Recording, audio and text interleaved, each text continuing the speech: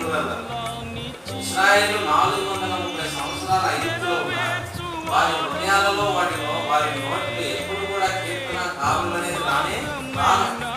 ఎప్పుడు వచ్చిన కీర్తన కావ్యము ఐగుప్తులో నుంచి వారు వెనకలు తీసుకురాబడినప్పుడు రాలా, ఐగుప్తులో వారు అద్భుతంగా చూసినప్పుడు రాలా, ఎర్ర సముద్రము ఎప్పుడైతే దాటించబడి ఆ మాయగా చేయబడి ఆరటువంటి జ్ఞానం బయటకు వచ్చి వారు ఆ ఒడ్డు చేరిన తర్వాత ఆ సముద్రం మరలా పొందుతూ వారిని వెంబడించిన శత్రువును ముంచివేసి వాళ్ళ కలిమాలన్నీ కూడా నేల మీద వేలాడుతున్నప్పుడు అప్పుడు వచ్చిన వారికి యెహోవా ఎవరు, బాబో